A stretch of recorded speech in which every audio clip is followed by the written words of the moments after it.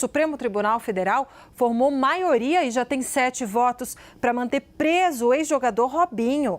A repórter Marina Demore tem as informações. Marina, a gente lembra aqui, né, que ele foi condenado lá na justiça italiana por estupro coletivo. É uma história horrível e vai continuar preso também. Aí o HC dele foi rejeitado. Conta os detalhes para a gente, então. Boa tarde para você. Oi, Débora. Boa tarde a você, boa tarde para todo mundo que está acompanhando a gente. Olha, esse caso foi julgado pela Justiça italiana e a Justiça brasileira decidiu homologar a decisão da Justiça daquele país aqui para que Robinho pudesse cumprir pena no Brasil. Então, a gente lembra que ele está preso desde o dia 22 de março, cumprindo essa sentença que foi estipulada em 9 anos de prisão. Só que a defesa de Robinho tem entrado com vários pedidos, né, de habeas corpus para tentar anular essa decisão do Superior Tribunal de Justiça ou diminuir o tempo de prisão, o tempo de pena do ex-jogador aqui no Brasil. E nessa sexta-feira, o Supremo Tribunal Federal formou, portanto, uma maioria para rejeitar os habeas corpus que foram apresentados pela Justiça.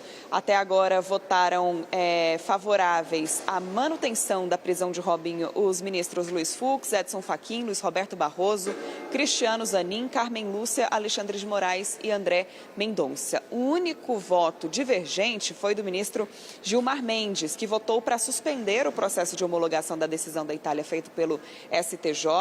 A consequência, nesse caso, seria a soltura de Robinho.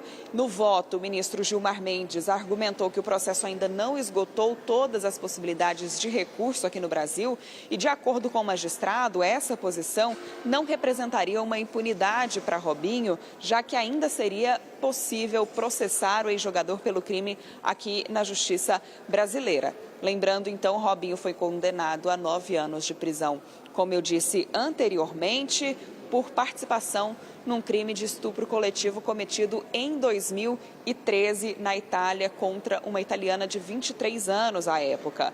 O crime ocorreu em uma boate, ganhou bastante repercussão, mais recentemente também nas redes sociais por conta justamente dessa decisão inicial da Justiça italiana. Havia um pedido para que ele fosse extraditado, mas a Justiça brasileira, o governo brasileiro, não extradita os seus cidadãos para que cumpram penas em outros países. E aí o Superior Tribunal de Justiça decidiu por concordar com a sentença que foi estipulada a ele lá na Itália para que ele pudesse cumprir pena aqui, e assim tem sido. Robinho está no presídio de Tremembé, no interior de São Paulo. A gente lembra que à época do crime, Robinho atuava pelo Milan da Itália. Ele foi condenado em todas as instâncias da Justiça italiana e o Ministério Público de Milão recorreu ao Brasil no ano retrasado, lá em 2022, pedindo, portanto, esse cumprimento da pena. Débora, a gente segue acompanhando por aqui porque o Supremo já formou uma maioria, mas alguns ministros ainda precisam se manifestar sobre esse caso.